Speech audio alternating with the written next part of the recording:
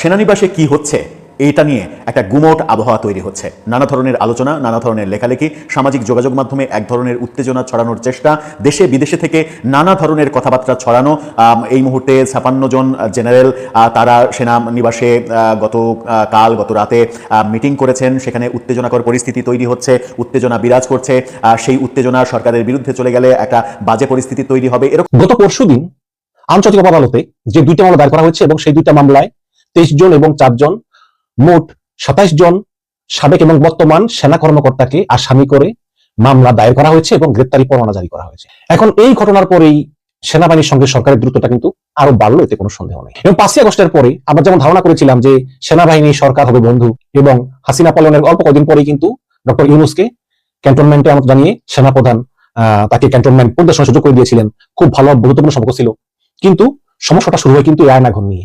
আমার মতন অনেকেই খুশি হয়ে গেছেন যে গেল 2 থেকে 3 দিন যাবৎ আমাদের এই অন্তর্বর্তী সরকারের উপদেষ্টারা কেউ বিএনপির সাথে আতাত করে ফেলেছেন, কেউ আবার গোপনে শেখ হাসিনার সাথে যোগাযোগ করছেন, কেউ দেশ ছেড়ে পালানোর কথা চিন্তা করতেছেন, মানে সেফ এক্সিট নেওয়ার চিন্তা করতেছেন। আসসালামু আলাইকুম রহমতুল্লাহ। প্রদর্শক, নতুন এক ভিডিওতে আপনাদের সকলকে স্বাগতম। প্রদর্শক, আপনারা ভিডিও শুরুতে ভিডিওর বিশেষ কয়েকটা অংশ এবং থাম্বনেল দেখে বুঝে গেছেন যে আসলে কতটা গুরুত্বপূর্ণ নিউজ হতে চলেছে। প্রদর্শক, এই জন্য বলবো আপনারা ভিডিওগুলো না টেনে সম্পূর্ণ দেখবেন, তাহলে আপনারা সম্পূর্ণ বিষয়ে বিস্তারিত জানতে পারবেন। চলুন আর কথা না বাড়িয়ে একটি লাইক দিয়ে আমরা সকল বিশ্লেষকের আলোচনাগুলো একে একে দেখে আসি। চলুন।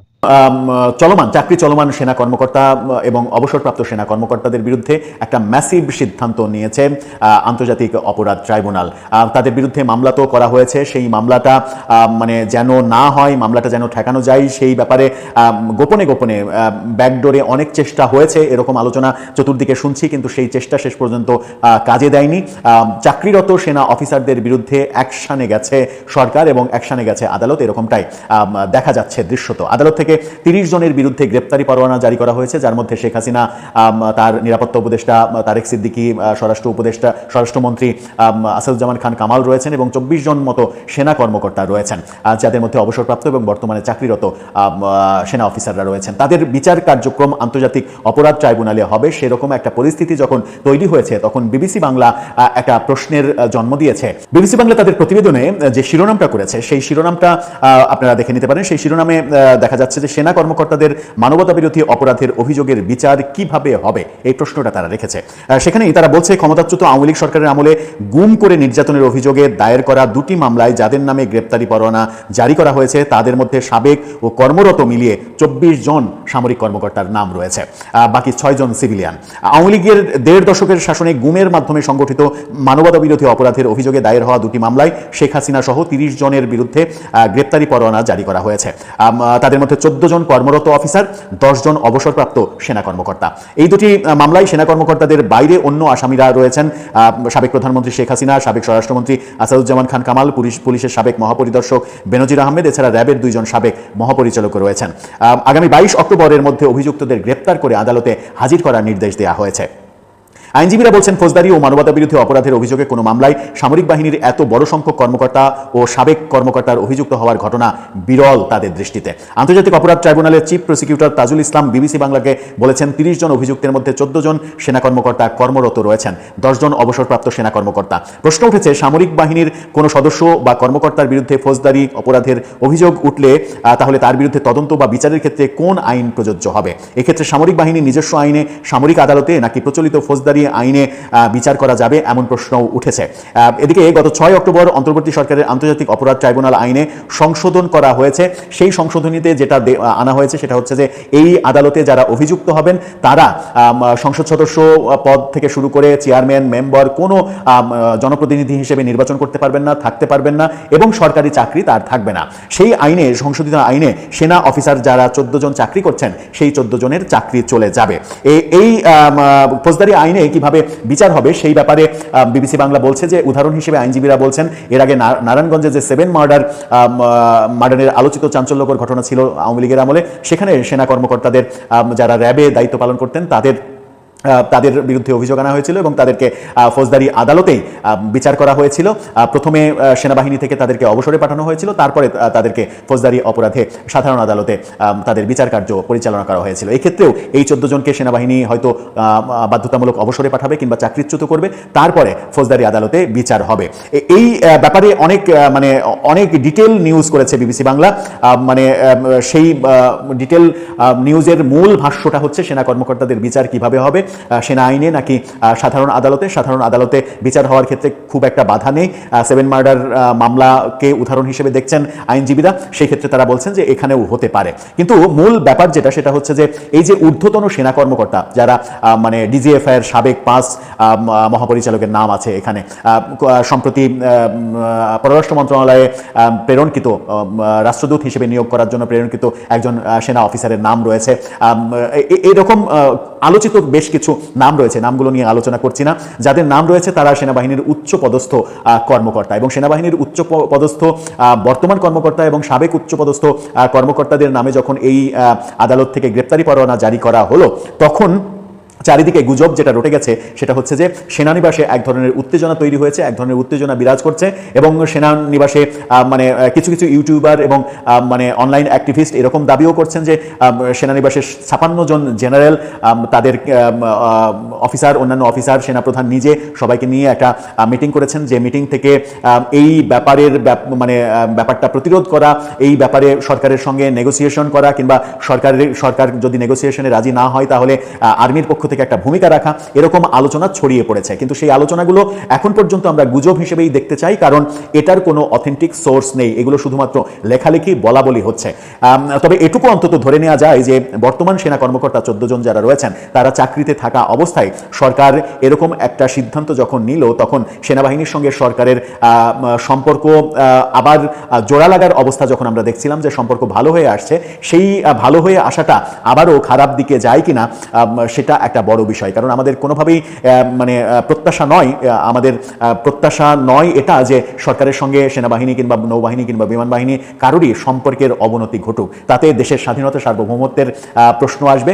দেশের স্বাধীনতা সার্বভৌমত্ব রক্ষার দায়িত্ব যাদের রয়েছে তাদের সঙ্গে সরকার সমন্বয় করে কাজ করবে, এটাই স্বাভাবিক প্রক্রিয়া। কিন্তু কোনোভাবেই যদি সম্পর্কের অবনতি হয় এবং এই সব কারণে যদি অবনতি হয়, তাহলে দেশ অন্য পরিস্থিতির দিকে চলে যেতে পারে। মাঝখানে যে গত 12-13 মাসে, অন্তত 2-3 মাস আগে পর্যন্ত প্রায় 1 বছর ধরে যে আলোচনাটা চলেছে নানাভাবে, যে এই বুঝি সেনা শাসন আসলো, এই বুঝি জরুরি অবস্থা জারি হলো, এই বুঝি এটা হলো, এই বুঝি ওটা হলো, এরকম বহু আলোচনা, বহু গুজব কিন্তু আমরা শুনেছি। সেগুলো আলোচনা এবং গুজব পর্যায়ে থেকেছে। আমরা কোনোভাবেই প্রত্যাশা করব না যে সেগুলো গুজব থেকে বাস্তবতায় আসুক, এবং বাস্তবতায় এসে কোনো ধরনের অপ্রীতিকর পরিস্থিতিতে আমার সোনার বাংলা পড়ুক।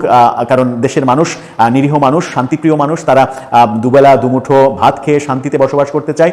সেই দেশে যদি কোনো ভুল সিদ্ধান্তের কারণে, কিংবা কোনো সিদ্ধান্ত সেটা ভুল হোক আর ঠিক হোক, কোনো সিদ্ধান্তের কারণে যদি পরিস্থিতি অন্যরকম হয়, পরিস্থিতি গরম হয়, সেটা জনগণের জন্য খুবই দুর্ভাগ্য। আমার মনে হয় যে এই ব্যাপারে দুই পক্ষই, সরকার আদালত, 3 পক্ষই, সরকার আদালত এবং সেনাবাহিনী, সব পক্ষই এমন অবস্থান নেবে, এমন ব্যবস্থা নেবে যেন কোনোভাবেই পরিস্থিতি খারাপ না হয়, পরিস্থিতি উত্তপ্ত না হয়। দর্শক, আপনার কি মনে হয় শেষ পর্যন্ত এই যে ঘটনাটা ঘটলো, এবং সবথেকে বড় আলোচনাটা যেটা আছে সেটা হচ্ছে যে সেনাবাহিনী যারা জুলাই অভ্যুত্থানে সরকারের বিপক্ষে গিয়ে, সরকারের অর্ডার ফলো না করে ছাত্র জনতার পক্ষে অবস্থান নিল, ছাত্র জনতার দিকে গুলি না চালানোর সিদ্ধান্ত নিল। 3 তারিখে অফিসার্স অ্যাড্রেস থেকে তারা সিদ্ধান্ত নিয়ে ফেলেছিল যে ছাত্র জনতার উপরে, নিরীহ ছাত্র জনতার উপরে তারা গুলি চালাবে না। এই যে গুলি না চালানোর সিদ্ধান্ত, সেখান থেকেই কিন্তু শেখ হাসিনার সরকারের পতনটা ত্বরান্বিত হয়েছিল, এবং শেখ হাসিনা সরকার যে 2 দিনের মাথায় তাদের পতন হলো, সেই পতনটা মূলত সেনাবাহিনী ছাত্র জনতার পক্ষে, আনঅফিসিয়ালি পক্ষে তো না, আনঅফিসিয়ালি তাদের বিপক্ষে না যাওয়ার যে অবস্থানটা, যে ঘোষণাটা, সেই কারণেই মূলত শেখ হাসিনা সরকারের পতনটা হয়েছে। আমার মতন অনেকেই খুশি হয়ে গেছেন যে গেল 2 থেকে 3 দিন যাবত আমাদের এই অন্তর্বর্তী সরকারের উপদেষ্টারা কেউ কেউ বিএনপির সাথে আতাত করে ফেলেছেন, কেউ আবার গোপনে শেখ হাসিনার সাথে যোগাযোগ করছেন, কেউ দেশ ছেড়ে পালানোর কথা চিন্তা করতেছেন, সেফ এক্সিট নেওয়ার চিন্তা করতেছেন। তো এর মাঝখানেই যখন আমরা নিউজটি দেখলাম যে বাংলাদেশের সকল বিমানবন্দরে সরকারের পক্ষ থেকে বিশেষ সতর্কতা জারি করা হয়েছে, এই খবর দেখে আমরা খুশিতে উদ্বেগিত। কেন? যে সম্ভবত যারা দেশ ছেড়ে পালানোর চিন্তা করতেছে, এদের কাউকে আর পালাইতে দেওয়া হবে না, প্রত্যেককে এয়ারপোর্টে গ্রেপ্তার করা হবে। অনেকে এমনটাই ভাবছি। আবার অনেকে ভাবছি যে সাংবাদিক মাসুদ কামাল বলছিলেন যারা উপদেষ্টা আছে তাদের পাসপোর্টটা আগে জব্দ করে ফেলা উচিত, যেন পরিস্থিতি খারাপ হলে যাদের দ্বৈত নাগরিকত্ব আছে এরা যেন দেশ ছেড়ে ভাগতে না পারে। এর মাঝখানে আমরা আবার শুনলাম গতকালকে যে আন্তর্জাতিক অপরাধ বিচারিক ট্রাইব্যুনাল থেকে আপনার কি বলা হয় যে নতুন করে একটা সিদ্ধান্ত আসতেছে। তো সবকিছু মিলিয়ে অনেকে দেশ ছেড়ে পালাতে পারে। এই যখন পারসেপশন আর এই যখন নিউজ, আমরা সবাই খুশিতে আত্মহারা, কিন্তু আসল ঘটনাটা কি? কেন হঠাৎ করে সকল বিমানবন্দরে বিশেষ সতর্কতা জারি করা হলো? পুরো খবর শুনলে আবার আপনার মনটা ভালো হবে না, খারাপই হয়ে যাবে। আসুন দেখি মূল ঘটনা কি, কেন এই সতর্কতা। গেল কয়েকদিন যাবৎ সারা পৃথিবীর যে বড় বড় আন্তর্জাতিক বিমানবন্দরগুলো আছে সেখানে বেশ কিছু সাইবার হামলা হয়েছে। মানে সিস্টেমের ভিতরে যারা হ্যাকাররা আছেন, স্প্যামাররা আছেন, তারা বিভিন্ন ধরনের হামলা করেছেন। আর এতে বিমানের যে ফ্লাইট জটিলতা অথবা আকাশপথে যখন বিমান চলে তখন নেটওয়ার্কিং সিগন্যাল অথবা আরো যে গুরুত্বপূর্ণ বিষয়গুলো আছে সেগুলোতে কিন্তু যান্ত্রিক ত্রুটি দেখা দিয়েছে বা প্রযুক্তিগত সমস্যা দেখা দিয়েছে। তো এই বিষয়গুলোকে মাথায় রেখে বাংলাদেশের বেসামরিক বিমান চলাচল কর্তৃপক্ষ বেবিচক তারা সাইবার হামলা প্রতিরোধে সকল বিমানবন্দরে সতর্কতা জারি করেছে। এখন এটা পুলিশ, বিডিআর, বিজিবি তাদেরকে দিয়ে কিন্তু কোনো কাজের বিষয় না। এটা যারা প্রযুক্তি খাতকে দেখেন এটা তাদের কাজ। আসলে সতর্কতা জারি করা হয়েছে সাইবার হামলার, অন্য কোনো কিছু না। এরই মধ্যে বেবিচকের ওয়েবসাইটে বেশ কয়েকবার সাইবার হামলা হয়েছে এবং এতে বড় ধরনের ক্ষতি না হলেও কর্মকর্তাদের মধ্যে আতঙ্ক দেখা দিয়েছে। এভিয়েশন মানে বিমান খাতের যারা কাজ করেন এবং সংশ্লিষ্ট গোয়েন্দাদের পরামর্শে বিমানবন্দরগুলোকে বেশ কিছু নির্দেশনা দেওয়া হয়েছে। সূত্র বলছে যে আপনার এয়ার কমোডোর আবু সাইদ মেহবুব খানের স্বাক্ষরিত নির্দেশনা পত্রটি দেশের সব বিমানবন্দর প্রধান সিভিল এভিয়েশনের ঊর্ধ্বতন কর্মকর্তাদের কাছে পাঠানো হয়েছে। নির্দেশনায় বলা হয়েছে বিশ্বের বিভিন্ন বিমানবন্দরে সম্প্রতি সাইবার হামলা হয়েছে, তাই বাংলাদেশে বিমান পরিবহন কার্যক্রমকে নির্বিঘ্ন রাখতে সবাইকে সতর্ক থাকতে হবে, 10টি নির্দেশনা মেনে চলতে হবে। তো এর মধ্যে আছে শক্তিশালী পাসওয়ার্ড ব্যবহার, সন্দেহজনক ইমেইল এবং লিঙ্ক থেকে বিরত থাকা, সফটওয়্যার এবং অ্যান্টিভাইরাস নিয়মিত আপডেট রাখা, পাইরেটেড সফটওয়্যার ব্যবহার না করা, অফিসিয়াল ডিভাইসে ব্যক্তিগত অ্যাপস ইনস্টল না করা এবং মাল্টিফ্যাক্টর অথেন্টিকেশন ব্যবহার করা।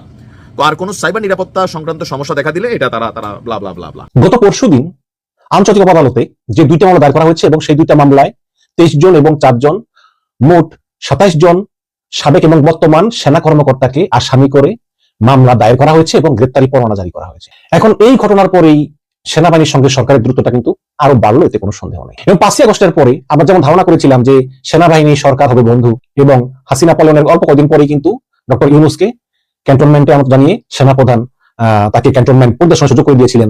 খুব ভালো বন্ধুত্বপূর্ণ সম্পর্ক ছিল, কিন্তু সমস্যাটা শুরু হয় কিন্তু আয়নাঘর নিয়ে।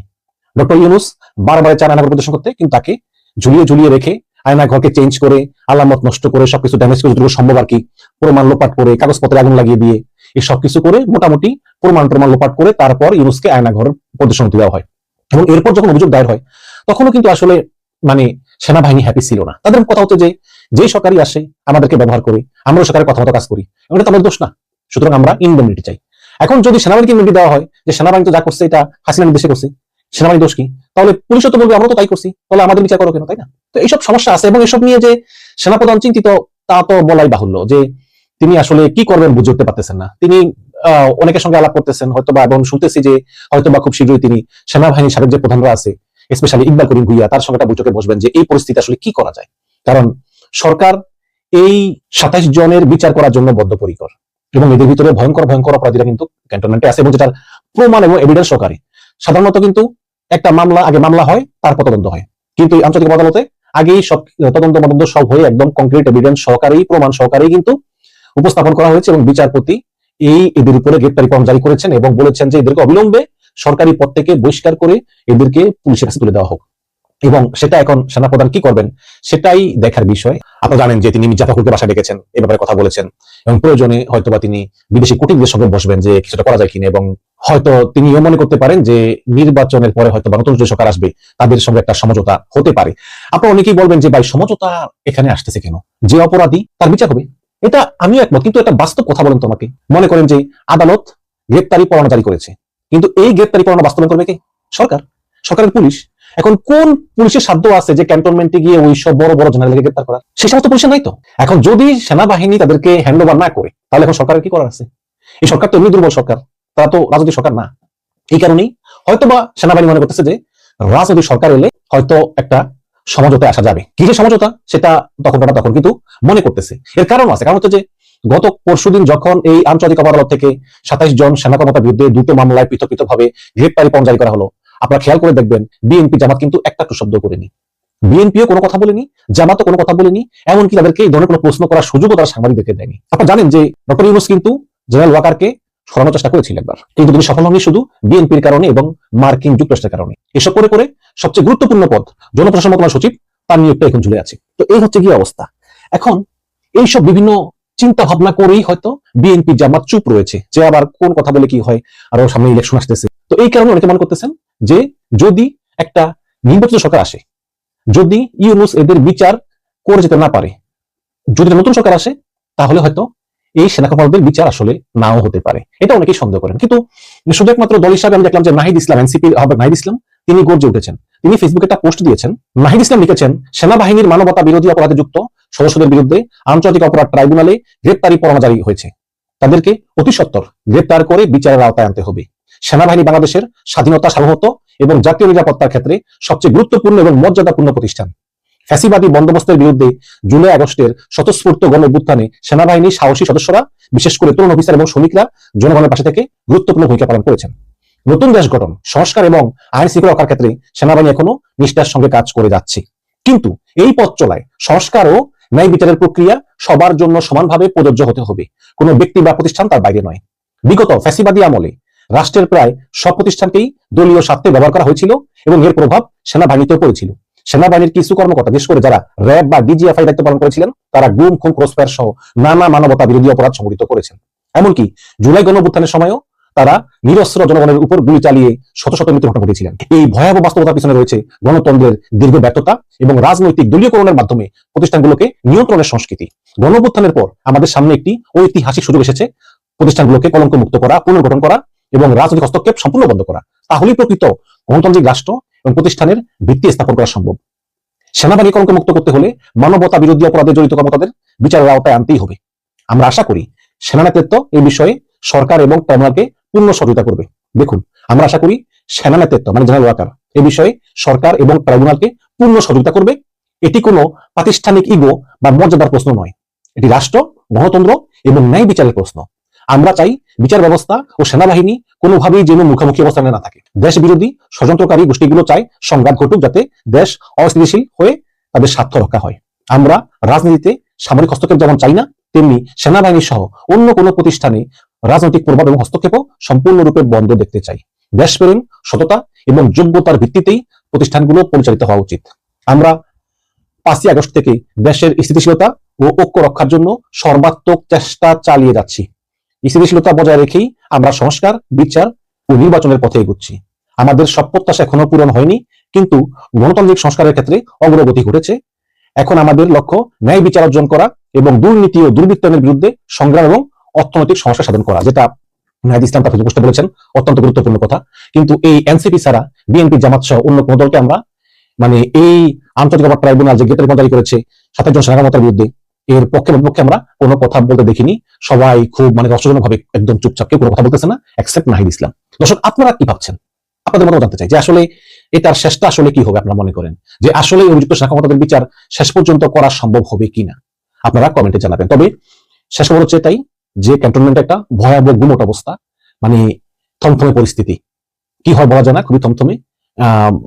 সবাই মন খারাপ, সবাই চিন্তা করতেছে কি ঘটতে পারে। সেনাপ্রধান তার মতো করে আলোচনা করতেছেন, বিভিন্ন জনের কাছে পরামর্শ নিচ্ছেন, আইনি পরামর্শ নিচ্ছেন, সহায়তা নিচ্ছেন।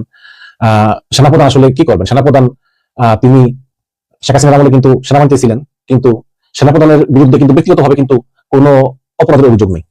এবং যেসব কর্মকর্তারা অপরাধ করেছেন এবং গ্রেপ্তারি পরোয়ানা জারি করা হয়েছে, তারা কিন্তু অপরাধ করার সময় কেউ সেনাবাহিনীতে ছিলেন না, ছিলেন ডিজিএফআই এ, র্যাবে, এনটিএমসিতে, তারপরে বিজিবিতে। তাদের তাদের তাদের প্রধান ছিল স্বরাষ্ট্র মন্ত্রণালয়। তো হাসিনা পালিয়ে যাওয়ার পরে তারা আবার ফেরত গেছেন সেনাবাহিনীতে। এখন সেনাবাহিনী বলতেছে যেহেতু তারা সেনা কর্মকর্তা, সুতরাং তাদের সেনাবাহিনী বিচার হওয়া উচিত। আবার সরকার বলতেছে যেহেতু তারা অপরাধ করার সময় সিভিল বাহিনী ছিল, সুতরাং তাদের বিচার হবে আদালতে, আন্তর্জাতিক আদালতে। এখন এই হচ্ছে কি বিভিন্ন সমস্যা, কি সমস্যা আছে। এখন আসলে আমি যেটা বলেছিলাম গতকালকে আবার বলতেছি যে আসলে সরকার এবং সেনাবাহিনীর মধ্যে একটা সমঝোতা হওয়া ছাড়া আসলেই এই বিচার কার্যটা হওয়াটা খুবই অসম্ভব বলে আমার মনে হয়। প্রিয় দর্শক, আপনারা একে একে সকল বিশ্লেষকের বক্তব্যগুলো শুনলেন। অবশ্যই আপনারা বুঝতে পারছেন যে আসলে কতটা গুরুত্বপূর্ণ নিউজ ছিল। প্রিয় দর্শক, যদি আপনাদের এখান থেকে কিছু বলার থাকে অবশ্যই কমেন্ট করতে ভুলবেন না। আর হ্যাঁ, নিত্য নতুন আপডেট নিউজ পেতে আমাদের নিউজ চ্যানেল লিখে চ্যানেলটি সাবস্ক্রাইব করে পাশে থাকবেন। ধন্যবাদ।